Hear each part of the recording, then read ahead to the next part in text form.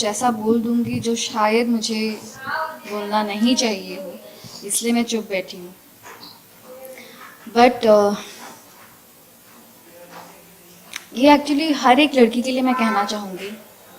दिव्या तो हमारे बीच में नहीं रही, पर जितने उसके फैंस या उसने जिन जिन लोगों को ये सब बारे में, मुझे कभी दिव्या ने ये सब नहीं बताया, क्योंकि उसको बहुत अच्छे से पता था कि अगर मैंने देवो को बोल दिया तो पूरी दुनिया एक तरफ हो जाती, और मैं सिर्फ गगन से एक बार ही मिली हूँ।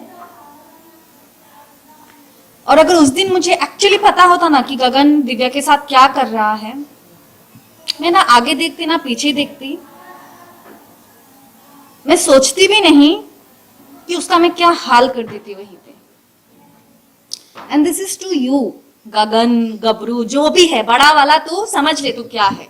जितनी भी तूने जिंदगी में तेरी माँ बहन तूने गालियां दी भी नहीं होगी ना, वो सारी गालियां तू अपने लिए और अपने माँ के लिए एकदम संजोग के रख ले मेरी तरफ से। और जिस दिन तू मुझे दिख गया ना, तो बॉम्बे तो आना मत, कभी आना मत, क्योंकि यहाँ पे आएगा तो जेल में ही जाएगा। अभी तू जहां पे भी भाग के गया है ना, वहीं पे भाग के छुपा रहे। और क्या बोलते हैं ना, ऊपर की लाठी जब मार पड़ती है ना, लाठी की आवाज नहीं होती है। तो मतलब दिल से अगर किसी को आज मैंने बद्दुआ दी है ना, वो तुझे दी है। मतलब लिटरली बोलते हैं ना कि कीड़े पड़ जाए मर जाए, तो एक्चुअली तेरे साथ वही होगा, तेरे साथ भी होगा, तेरे माँ के साथ भी वही होगा, कि तुम लोग के बॉडी में ऐसे कीड़े पड़ेंगे ना कि कोई पूछने वाला भी नहीं आएगा। ऐसी मौत मरोगे तुम लोग, ऐसी हालत होगी तुम लोगों की। तुम लोगों ने ऐसी एक लड़की को टॉर्चर किया है ना, जो लड़की अपने दुश्मन को भी ना अगर बोले ना कि दिव्या मुझे एक रात के लिए खाना चाहिए, सोने की जगह चाहिए, वो वैसी लड़की थी। और तुम लोगों ने उस लड़की के साथ ऐसा किया है ना, तुम लोग तो कभी खुश रहोगे ही नहीं। तुझे क्या चाहिए था? पब्लिसिटी चाहिए थी, तुझे आइडेंटिटी चाहिए थी, तुझे बॉम्बे में काम चाहिए था। अब तू बॉम्बे में काम करके बता, अब तू बता मुझे इंडस्ट्री में काम करके, तू बता मुझे। गबरू सिंह और तेरी माँ, तुम लोग ने जितनी प्लानिंग की ना दिव्या को लेके, अब तुम लोग बताओ। मैं तुमको ओपन चैलेंज कर रही हूँ, तुम आके बॉम्बे में काम करके मुझे बताओ। So the thing is, of course legally चीजें जाने के लिए वी नीड लीगल हेल्प। वहां पे I know due to covid ये सब कुछ हुआ है, बट जो शुरुआत दिव्या करके गई थी, दिव्या को जब सबने कहा तो उसने जाके एनसी करवा दी थी।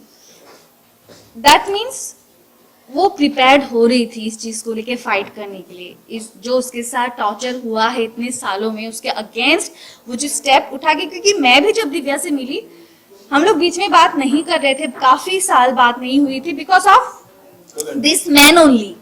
क्योंकि जब दिव्या के लाइफ में ये आदमी आया था, तभी मैंने दिव्या को बोला था कि दिव्या ये आदमी मुझे सही नहीं लग रहा है।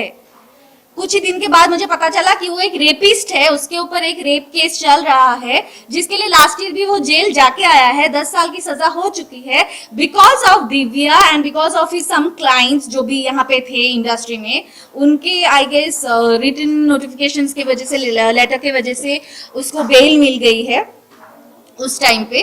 बट तभी मैंने दिव्या को बोला था कि Divya this is not right and you are not doing right. और उसके वजह से वो अपने पूरे घर वालों के अगेंस्ट हो गई थी। जबकि मैंने और मेरे ऐसे 2-3 फ्रेंड्स हैं जिन्होंने देखा है कि आंटी अंकल ने एक्चुअली दिव्या के लिए क्या किया है। मतलब even I do have my mom right, but honestly I could say मेरी मॉम सब कुछ छोड़ा के मेरे साथ यहाँ पे जिंदगी भर नहीं रह सकती है, अपना काम छोड़ के। वहाँ पे भाई है, but I have seen them कि वो कैसे पूरा दिल्ली का घर काम सब छोड़ के दिव्या के लिए यहाँ पे आके रहते थे लिटरली। और जब गगन के वजह से दिव्या वॉज द वन जिन्होंने आंटी और अंकल को घर से निकाल दिया था, इट वॉज बिकॉज ऑफ गगन। तो उसके बाद मैंने दिव्या से अपना रिश्ता तोड़ दिया था। And of course because of Gagan, Divya भी बाकी और भी जितने फ्रेंड्स थे सबसे अलग अलग हो गई थी। फिर भी मुझे याद है लास्ट ईयर 1-2 बार मैंने दिव्या को बोला भी कि दिव्या तू आ जाना मेरे घर, आ, विल टॉक।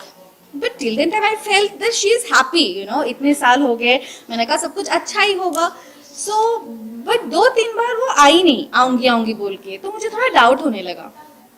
उसके बाद जब उसकी शादी हो गई तो मुझे कहीं ना कहीं लगा maybe I was wrong, the guy is good.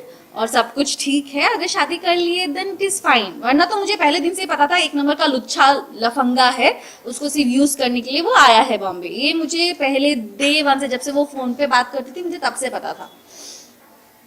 But उसने किसी की सुनी नहीं उस टाइम पे। एंड देन सडनली अभी 2 महीने पहले जब मैं उससे मिली, मैं खुद गई उसके घर गई मिलने के लिए, and Gagan was also there. तो वो अंदर ही रहता था, बैठा रहता था, ना दिव्या से कोई लेना देना, ना बात करता था। And I was like, Divya को मैंने पूछा सब ठीक है ना, क्या हो गया? Then she started telling me कि ऐसा हुआ वैसा हुआ, ये हुआ वो हुआ। बट ये मारपीट वाली चैप्टर तभी भी उसने मुझे नहीं बताई। देन फिर उसने मुझे बोला कि हम दोनों का डिवोर्स होने वाला है, उसको डिवोर्स चाहिए। मैंने कहा अच्छा, but she pretended as if like she is very strong now. और उसने मुझे बोला कि देवो तू जैसा मुझे चाहती थी ना मैं बन जाऊं, मैं वैसे ही बन गई हूँ। अभी हम सोलो ट्रिप्स करेंगे, हम घूमेंगे, एंजॉय करेंगे, इनके पीछे अभी हम रोएंगे नहीं। मैंने कहा ओके वेरी गुड। तो कुछ दिन के बाद गगन चला गया देहरादून, जहाँ पे भी घर है। अभी देहरादून गया है, कहाँ गया है मुझे नहीं पता। वो दिव्या को बोल के गया कि वो जा रहा है। उसके पहले भी बीच में उसकी मारपीट वगैरह हुई है। तो मैंने दिव्या को तभी बोला कि दिव्या तू एनसी करवा दे, तू कंप्लेन क्यों नहीं करती, एफआईआर क्यों नहीं करती है। शी वॉज लाइक मैं करूंगी। तभी उसको बीच में गगन की जो गर्लफ्रेंड्स हैं, so this is for you also girls, be careful. अगर आपको दूसरी दिव्या तीसरी दिव्या बनना है, शौक से बनिए, बट अगर आपको ये एडवाइस लग रहा है कि सही है आपके लिए और आपके घर वालों के लिए, तो आप लोग पहले से ही अभी एक एक एफआईआर करके उसके नाम पे रख दीजिए। सो उसके बाद दिव्या को मैं बीच में मिली तो उसने बोला मैंने एनसी करवा दी है। कहा वेरी गुड, क्योंकि वो बीच में करवा चौथ के दिन आया था, तो उस दिन भी मारपीट करके गया है, करवा चौथ के दिन भी। और बीच में तो वो उसका गोल्ड वोल्ड ये सब लेके तो भाग ही चुका था। फिर उस दिन मार के गया, उसके बाद उसने एनसी करवाया। उसके बाद शायद वो आया नहीं है दिव्या से मिलने के लिए, या तो फिर बीच में आया भी होगा तो मुझे पता नहीं। बट लास्ट अभी जब मैं उससे मिलने गई थी तब उसके पैरों में मैंने बड़े बड़े निशान देखे। एंड मैंने उसको पूछा कि ये क्या है, ये कहाँ से लग गया। तब भी उस लड़की ने मुझे एक बार नहीं बोला कि ये गगन ने मारा है करके। उसने मुझे बोला कि लाइट शूट पे लग गया, बट आई अंडरस्टूड कि गगन ने मारा है। उसके बाद जब मैं घर पे आई, देन शी टोल्ड मी कि करवा चौथ के दिन वो आया था और उस दिन मुझे मार के गया। सो दिव्या माई जो मुझे लग रहा है, she is a very soft and pure soul. मतलब वो बस अपने पॉइंट को कहीं ना कहीं, बिकॉज शी नोज कि पूरी दुनिया ने उसको समझाया था और वो अकेले उस इंसान के साथ खड़ी थी। अगर उस टाइम पे दिव्या उस कमीनी के साथ खड़ी नहीं होती ना, तो अभी तक वो जेल पे सड़ रहा होता। सो बिकॉज ऑफ दिव्या आज वो बाहर घूम रहा है, एंड बिकॉज ऑफ हिम आज दिव्या हमारे पास नहीं है। सो जैसे बोलते हैं ना कि भगवान का जो मार होता है लाठी का, उसका आवाज नहीं होता है, तो उसके साथ वही होगा। बट स्टिल जो लीगल प्रोसेस है, जो प्रोसीड्यूर है, हम अगर हमें लीगली हेल्प नहीं मिलेगी इस चीज को लेके फाइट करने के लिए, देन यू नो जो जस्टिस सिस्टम है ना, जो जुडिशरी सिस्टम है, उसमें से लोगों का भरोसा उठ जाएगा। सो ऑलरेडी उसके ऊपर केस चल रहा है, 10 साल की सजा हो चुकी है। एंड आफ्टर दैट ऑल्सो अगर उसके अभी हम ऐसा नहीं है कि कुछ हम लोग खुद से बना के या कुछ, every evidence we have, every proof we have, you know everything we have. अगर आप फिर भी एक एफआईआर दर्ज नहीं कर रहे हो, देन डेफिनेटली कुछ ना कुछ तो कहीं तो प्रॉब्लम है ना, जिस प्रॉब्लम की वजह से मे बी कोई हिम्मत नहीं करता होगा। ये शायद बहुत ऐसी लड़कियां होंगी जो ऐसे सफर कर रहे हैं और हिम्मत कर नहीं पाते, क्योंकि जब हिम्मत करते हैं ना तो सामने वाला कोई मदद ही नहीं करता।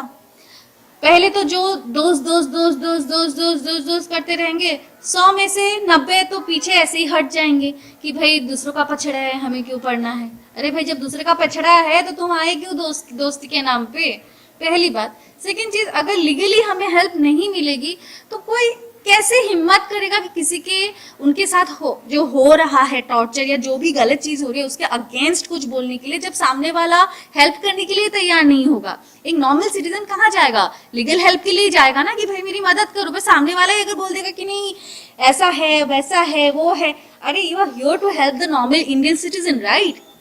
सो आप हेल्प करो ना, कैसे कर सकते हो, कोई भी तो ऐसे कुछ भी नहीं कर रहा ना। We have all the evidences, we have all the proofs, उसके बावजूद भी अगर आप हेल्प नहीं करते हैं तो लोग तो ऐसे ही करते रहेंगे, ऐसे ही सहते रहेंगे। वी हैव वीकनेसेस, और क्या चाहिए आपको।